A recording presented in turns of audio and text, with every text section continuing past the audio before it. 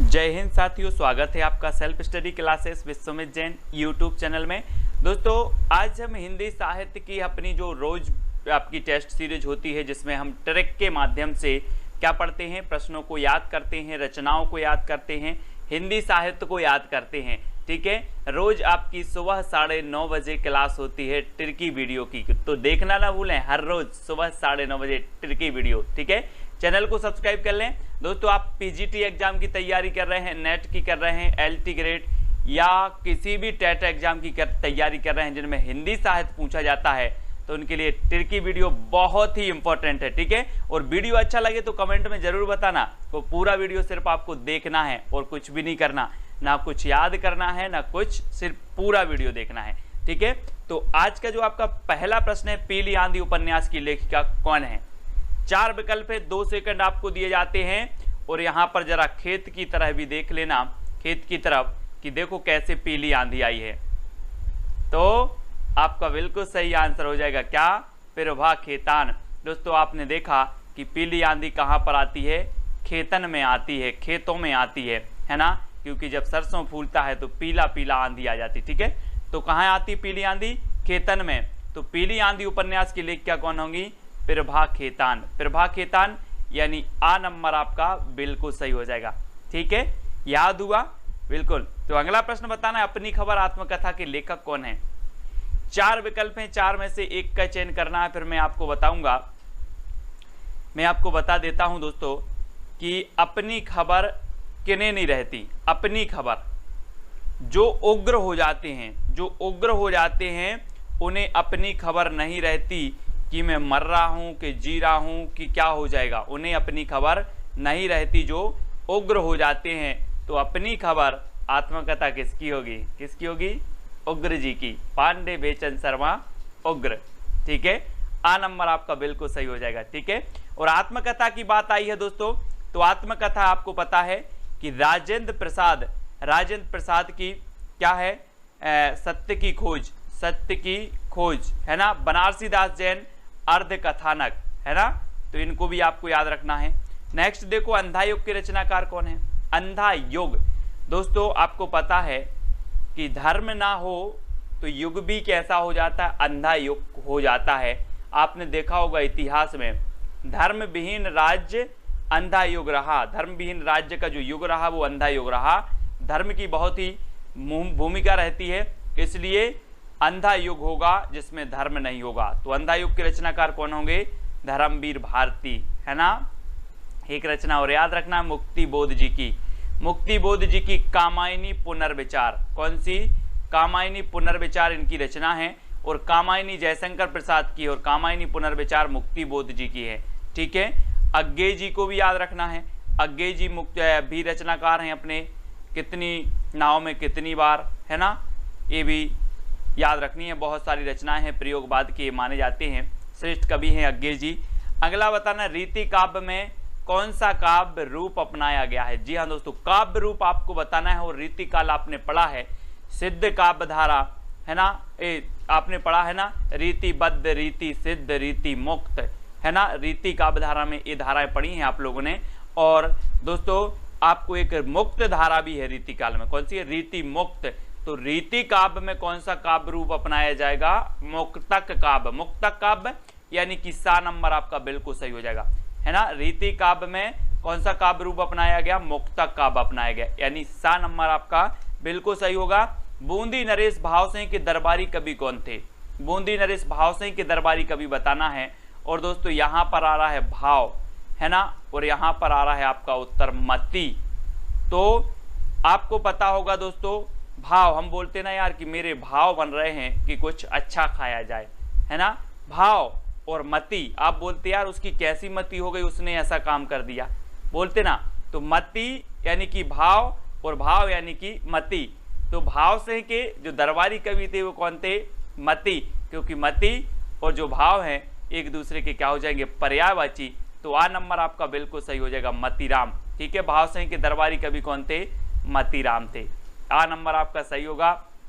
भिखारी दास के भी रीति काल के हैं, देव कवि भी आपको पता है ना, रीति काल से संबंधित है। पद्माकर आपके भक्ति काल से संबंधित हैं। देव कवि ने आपने संचारी भाव पढ़े होंगे 33, लेकिन 34वां संचारी भाव किसने माना? देव कवि ने। ये चीज भी आपको याद रखनी है। अगला बताना है आनंद अरुणोदय की रचयिता कौन है दोस्तों? आनंद अरुणोदय, भारतेंदु, राधा कृष्णदास, कुंभन दास या फिर प्रेम घन। और दोस्तों अगर प्रेम के बादल छा जाएं, प्रेम के घन छा जाएं, तो आपको आनंद आता है कि नहीं आता? सभी को आनंद आता है। तो प्रेम के बादल छा गए, बोले प्रेम के घन छा गए, तो आनंद आ रहा है। तो आनंद अरुणोदय के रचनाकार कौन होंगे? कौन होंगे? प्रेम घन। प्रेम घन यानी विकल्प नंबर जो डी है वो बिल्कुल सही हो जाएगा। बात कर लेते दोस्तों भारतेंदु जी की। भारतेंदु जी के नाम पर सभी को पता है कि इनके नाम पर आधुनिक काल का प्रथम काल जिसे भारतेंदु युग कहा जाता है, इन्हीं के नाम पर रखा गया। और भारतेंदु जी का जन्म कब हुआ था? 1850 में। 1850 में हुआ और 1885 में इनकी क्या हो गई थी? मृत्यु हो गई थी। किसकी? भारतेंदु जी की। तो ये चीज भी आपको याद रखनी है, ठीक है। कुंभन दास तो आपको पता है अष्टछाप के कवि हैं, इनके गुरु का नाम वल्लभाचार्य है कुंभन दास के, ठीक है। अगला बताना है अछूत की शिकायत के रचनाकार कौन है? 4 विकल्प है, 2 सेकंड भी आपको दिए जाते हैं। दोस्तों एक चीज बताना है आपको, आपने वो फिल्म देखी होगी सूर्यवंशम। सूर्यवंशम देखी ना, उसमें अमिताभ बच्चन का नाम क्या होता है? हीरा। और हीरा के साथ ऐसा प्रयोग किया जाता है, ऐसा व्यवहार किया जाता है जैसे वो अछूत हो। कैसा हो? अछूत हो। तो अछूत की शिकायत यानी कि हीरा डोम, हीरा डोम, ठीक है। हीरा डोम आ नंबर आपका याद रख लेना, हीरा डोम, है ना। और लालदास की एक रचना है दोस्तों अवध विलास। अवध विलास कई बार पूछी गई है। लालदास की रचना कौन सी है? अवध विलास है। शिवराज से बेचैन, इनकी एक रचना कई बार पूछी जाती है दोस्तों, चमार की चाय। कौन सी है इनकी रचना? चमार की चाय। किसकी? शिवराज से बेचैन, ठीक है। तो ये चीज भी याद रखनी। 2017 की ये रचना, इसका रचना काल है चमार की चाय का, ठीक है। अगला बताना है करुणा कादम्बिनी के रचनाकार कौन है? करुणा कादम्बिनी। तो दोस्तों एक चीज बताना कि अपने संसार में देखा होगा कि सबसे ज्यादा करुणा व्यक्ति कब करता है? कब करता है? जब व्यक्ति चला जाता है। बोले गया, बहुत अच्छा था, गया, है ना, इस दुनिया से। और जब तक जिंदा रहा, जब तक पानी नहीं दिया एक लोटा, और बोले गया, बहुत अच्छा था। तो करुणा बरसा रहे हैं। तो करुणा बरसा रहे किसके लिए? गए के लिए। तो गया करुणा कादम्बिनी के रचनाकार होंगे गया प्रसाद शुक्ल स्नेही। और इनका एक उपनाम भी पूछा जाता है, आपसे पूछा जाता है कि त्रिशूल किसका उपनाम है? किसका? त्रिशूल किसका उपनाम है? तो गया प्रसाद शुक्ल स्नेही का उपनाम है त्रिशूल, ठीक है। बात करें पंडित महावीर प्रसाद द्विवेदी की, तो दोस्तों ये 1903 में सरस्वती पत्रिका के क्या बने थे? संपादक बने थे। अब देखना बहुत सारे लोगों को क्या रहता है, इसमें कंफ्यूज रहता है। कैसे? सरस्वती पत्रिका के जो संस्थापक थे, संस्थापक वो कौन थे? चिंतामणि घोष। कौन थे? चिंतामणि घोष थे, ठीक है। संपादक को बने महावीर प्रसाद द्विवेदी, लेकिन दूसरे संपादक। प्रथम संपादक कौन थे? श्याम सुंदर दास, ठीक है। 1900 ईस्वी में सरस्वती पत्रिका का प्रकाशन हुआ, ठीक है। संपादक कौन थे? श्याम सुंदर, ठीक है ना, याद रख लेना। लेकिन 1903 में कौन बने? महावीर प्रसाद द्विवेदी, है ना। बाल मुकुंद गुप्त की बात करें तो भारतेंदु युग और द्विवेदी युग के बीच की कड़ी कहा जाता है, समन्वय का कवि कहा जाता है बाल मुकुंद गुप्त को, ठीक है। और मैत्री शरण गुप्त को तो पता ही है, इन्हें राष्ट्र कवि कहा जाता है, मैत्री शरण गुप्त, ठीक है। भारत भारती, है ना, इनकी रचना है। अगला है साकेत महाकाव्य में कितने सर्ग हैं? मैंने आपको बताया था दोस्तों, एक हिंदी साहित्य में चलता है 12 का आंकड़ा।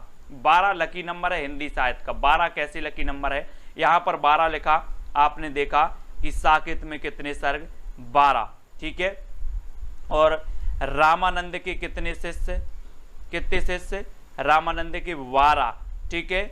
और वारकरी संप्रदाय जो है, जो आपने देखा होगा, कौन सा? आलवार संप्रदाय में कितने हैं? 12, है ना। आलवार कितने थे? 12 आलवर थे। तो वारकरी नहीं, आलवर, ठीक है। आलवर भी आपको याद रखना है ना। तो ये 12 का चक्कर बहुत भयंकर है दोस्तों। 12 बहुत सारी चीजें आती है। वैसे ही साकेत महाकाव्य में कितने सर्ग हैं? 12 सर्ग हैं। और इनके 12वें सर्ग में कभी कभी पूछा जाता है कि किस सर्ग में लक्ष्मण और उर्मिला का जो है मिलन हुआ है साकेत के, तो 12वें सर्ग में हुआ है। ठीक है, तो 12वें सर्ग में याद रखना है। अगला बताना जयशंकर प्रसाद का आरंभिक उपनाम क्या था। आरंभिक उपनाम बताना है दोस्तों।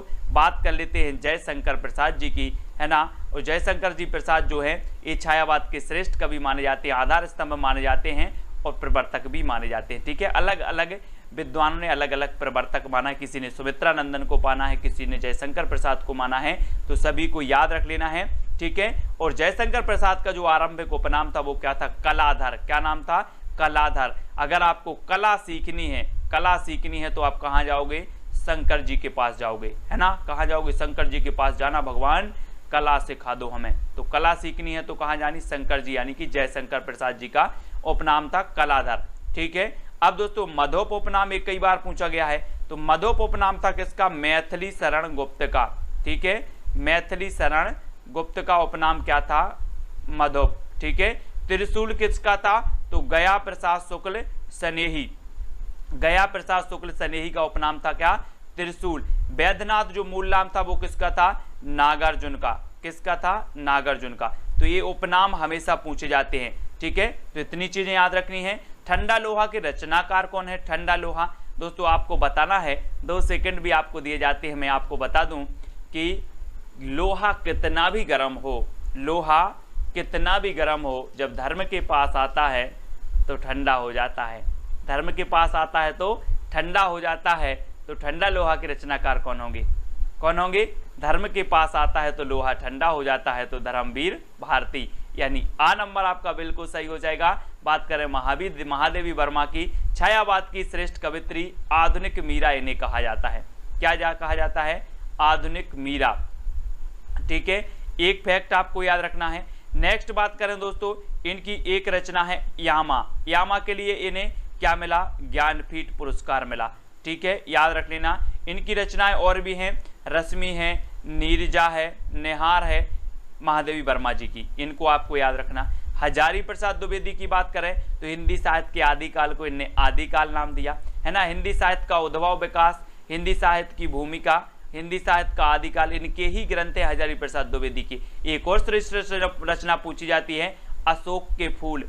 अशोक के फूल, ये रचना किसकी है, तो अशोक के फूल भी हजारी प्रसाद द्विवेदी की है। ठीक है, तो इतनी चीज याद रखनी है। फिर आपको बताना है सिद्ध साहित्य किसकी रचना है, सिद्ध साहित्य। जी हाँ दोस्तों, ये किसकी है, धर्मवीर भारती की, राहुल सांकृत्यायन की, सरहपा की, या फिर रामचंद्र शुक्ल की। अभी तक आपने पढ़ा है दोस्तों कि सिद्ध काव्यधारा, सिद्ध काव्यधारा पढ़ा, जैन साहित्य, सिद्ध साहित्य, ये पढ़े हैं आपने।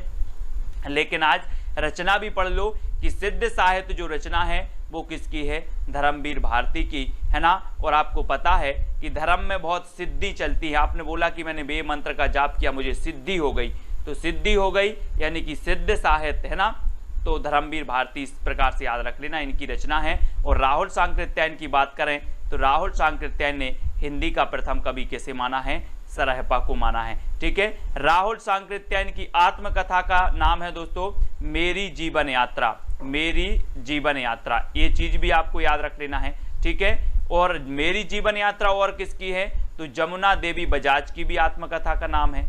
जमुना देवी बजाज की आत्मकथा का क्या नाम है, मेरी जीवन यात्रा। ठीक है, सरहपा की बात करें तो हिंदी के प्रथम कवि हैं और इनकी एक रचना है कौन सी, दोहा कोश। इसको भी आपको याद रख लेना, दोहा कोश। ठीक है, रामचंद्र शुक्ल तो है ही हिंदी साहित्य का इतिहास इनका। ठीक है, हिंदी शब्द सागर की भूमिका के रूप में इनका 1929 में प्रकाशन हुआ था, है ना। तो याद रख लेना है।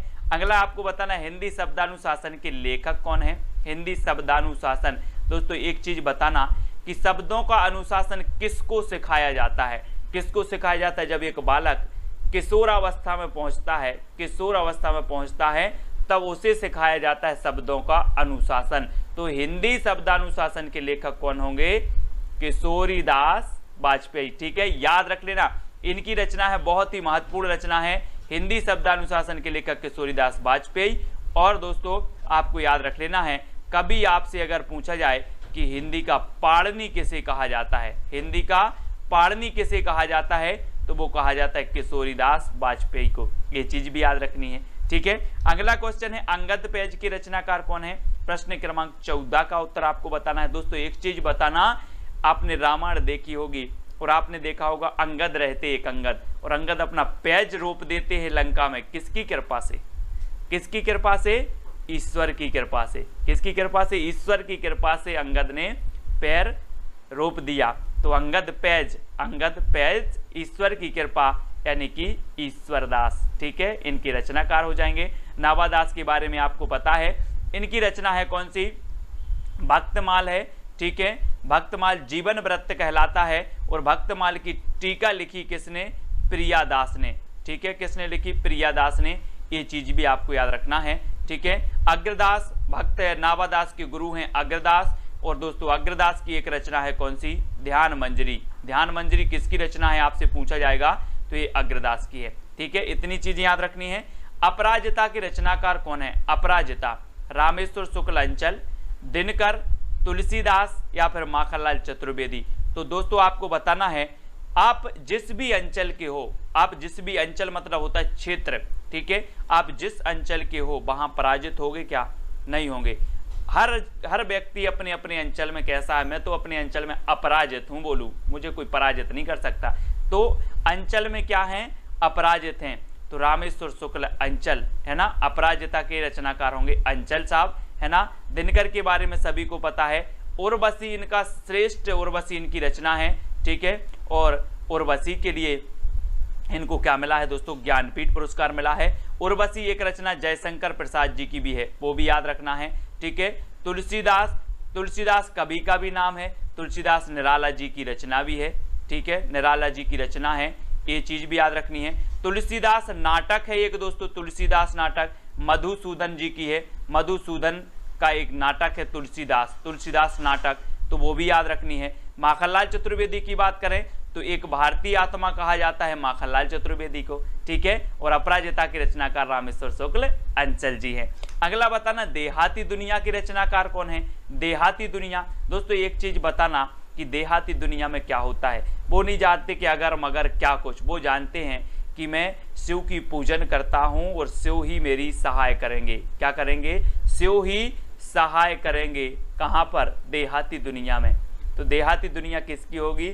शिव पूजन सहाय, क्योंकि शिव की पूजन ही सहाय है देहाती दुनिया में। तो आपका जो विकल्प नंबर 1 है वो बिल्कुल सही होगा।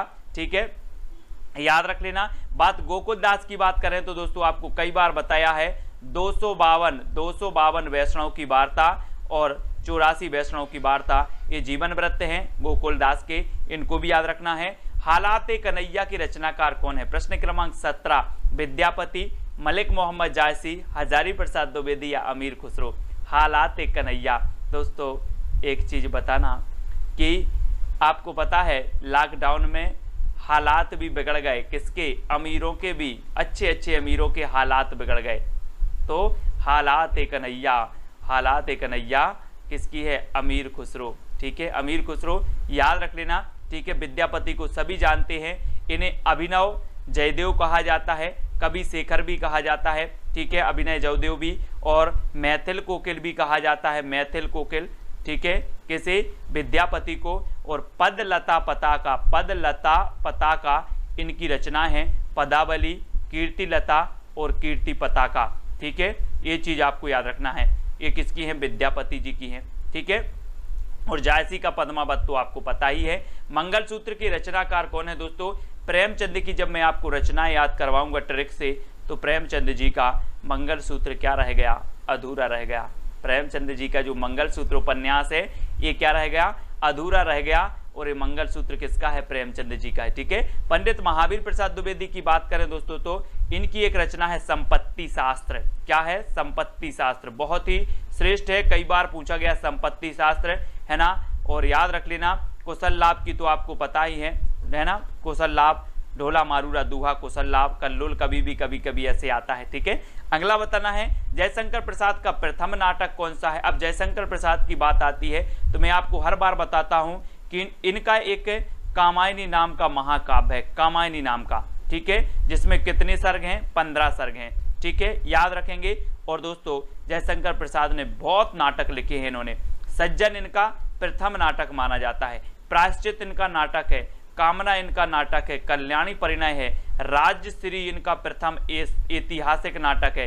कभी आपसे पूछा जाए कि जयशंकर प्रसाद का प्रथम ऐतिहासिक नाटक कौन सा है, तो राजश्री इनका प्रथम ऐतिहासिक है ना। चंद्रगुप्त, स्कंदगुप्त, ये सारे नाटक इसके हैं, जयशंकर प्रसाद जी की है, तो इनको आपको याद रखना है। अगला आपको बताना है दोस्तों, और मैं आपको बता दूं कि जो सज्जन पुरुष होते हैं वो कहाँ जाते हैं, शंकर जी की पूजन करने जाते हैं सज्जन पुरुष, है ना, याद रख लेना। अगला है क्या भूलूं क्या याद करूं, किस विधा की रचना है दोस्तों, तो जल्दी से बताएं, मैं आपको बता दूं हरिवंश राय बच्चन जी की आत्मकथा है क्या भूलूं क्या याद करूं, है ना, और ये क्या है, आत्मकथा है, बहुत ही बढ़िया है, कई बार एग्जाम में पूछी गई आत्मकथा है क्या भूलूं क्या याद करूं, मोस्ट इंपॉर्टेंट भी है, तो इसको याद रखें, ठीक है। अब दोस्तों आपका चैलेंज प्रश्न की बारी है, और चैलेंज प्रश्न में आपको उत्तर बताना है कि महावीर प्रसाद द्विवेदी सरस्वती पत्रिका के संपादक कब बने, 1903 में, 1900 में, 1901 में या 1920 में। महावीर प्रसाद द्विवेदी सरस्वती पत्रिका के संपादक कब बने, ये आपको बताना है, और वीडियो को लाइक करके शेयर अवश्य करना है, 2 लाइन मोटिवेशन की जरूर लिखना है, ठीक है। और महावीर प्रसाद द्विवेदी के बारे में कितना आप जानते हो वो भी आपको कमेंट में लिख देना है, सरस्वती पत्रिका के बारे में जो जानते हो वो भी कमेंट में लिख देना है, ठीक है। और पिछले वीडियो जरूर देखना है, वीडियो को लाइक करना है। पिछले वीडियो में हमें विनय पत्रिका की भाषा पूछा था कि भाषा क्या है, तो ब्रज भाषा है, ये चीज भी आपको याद रखनी, विनय पत्रिका की भाषा क्या है ना, ब्रज भाषा है, ठीक है, याद रख लेंगे। और जो भी हमारे साथी अभी तक टेलीग्राम ग्रुप से नहीं जुड़े हैं वो टेलीग्राम ऐप डाउनलोड करना, उसमें सर्च कर लेना IAS स्टडी ट्रैक और ज्वाइन हो जाना, ठीक है। और जो भी अभी व्हाट्सएप ग्रुप से नहीं जुड़े हिंदी साहित्य से, वो 9098609291 इस पर आप मैसेज करोगे तो आपको लिंक मिल जाएगी व्हाट्सएप ग्रुप की, और आप ज्वाइन हो जाना हिंदी साहित्य का WhatsApp group from net exam, JRF, PGT, LT grade और RPSC एग्जाम, सभी एग्जाम के लिए बहुत ही महत्वपूर्ण है, ठीक है। तो आज का वीडियो कैसा लगा कमेंट में बताएं, और वीडियो को लाइक करके अपने मित्रों तक शेयर करें। जय हिंद।